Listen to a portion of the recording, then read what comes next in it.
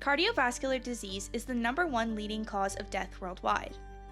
Studies have shown that both gender and age play a role in the prevalence of cardiovascular disease.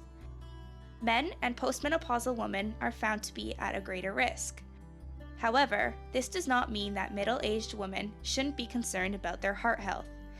That's why, in today's episode, we want to raise awareness about a rare type of cardiac tumor that is more frequently diagnosed in middle-aged women, and this is known as a cardiac myxoma. I'm Natalia. I'm Sydney. I'm Austin. I'm Jazz. And this is For Health.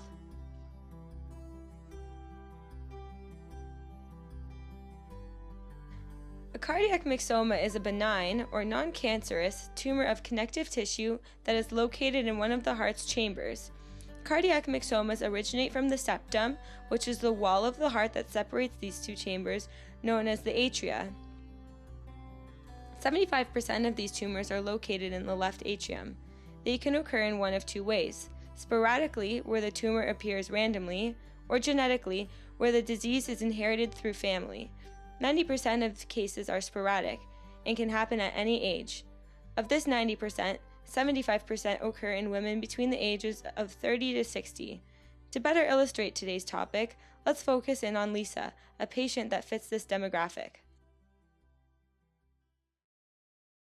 Meet Lisa, a 45-year-old woman who does not smoke or drink and has overall good health. Lisa visits her family doctor regularly. During one of her checkups,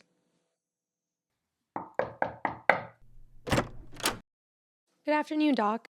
Hi, Lisa. Do you have any concerns today? Nothing out of the ordinary, but sometimes I feel like my heart flutters. Okay, well, why don't we send you home with a heart monitor to make sure everything is normal? when Lisa returned the heart monitor a few days later, the doctor explained that aside from an increased blood pressure, her heart rhythm appeared regular. Over time, her heart flutters passed and her blood pressure went back to normal. However, a few months later, Lisa went back to her doctor with new concerns.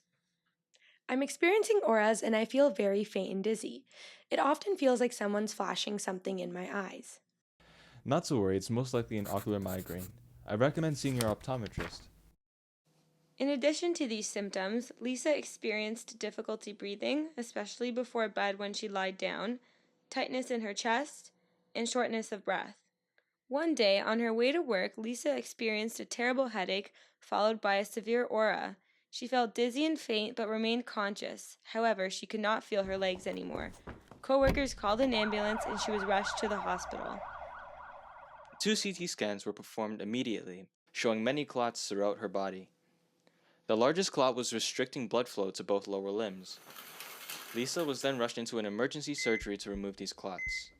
The initial surgery lasted 12 hours because in addition to removing the clots, the damage of the restricted blood flow had to be repaired. To restore blood flow to the legs and avoid amputation, an axillofemoral bypass was performed. This is when new blood flow is created using an artery from the underarm to the leg. Post-surgery, one mass that was believed to be a clot was sent to a pathology lab. When the test results came back, the mass showed an infiltrate of heart cells, known as myocytes. The mass was found to be a myxoma, a collection of connective tissue, which originated in the heart and must have traveled to the periphery. Due to the pathology results, doctors followed up with a heart MRI, and no masses were found. At this point, since there were no signs of any masses in the heart, doctors continued to treat the problem as a result of the many embolisms. In addition to CT scans, MRIs, and tissue histology tests, there are other diagnostic tools that can be performed. Some of these are echocardiograms, chest x-rays, electrocardiograms, left and right heart angiographies. Blood tests may also be conducted for complete blood counts to show anemia or white blood cells.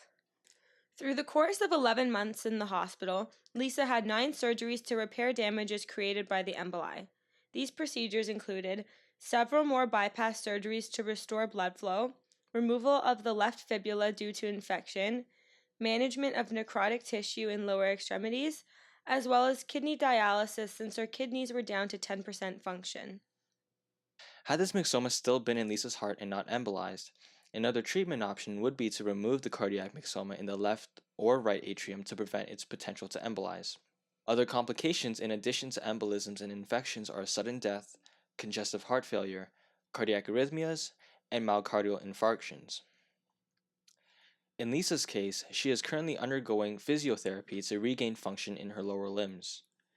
Additionally, Lisa must visit cardiologists and receive echocardiograms annually, as well as nephrologists and receive CT scans for her kidneys.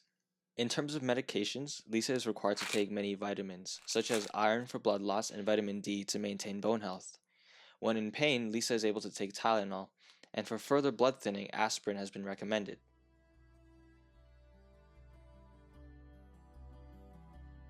It's important to note that each experience with cardiac myxoma is different, as it all depends on if the tumor has embolized and where. We hope that this video has given you some knowledge and insight on what a cardiac myxoma is, what are its signs, and how it is treated. As you can see from Lisa's story, the symptoms are sometimes admissible. Since 90% of cases are spontaneous, the exact cause and risk factors of the disease are unknown. Although rare, a better understanding of this disease and its origins can help improve the quality of life in patients.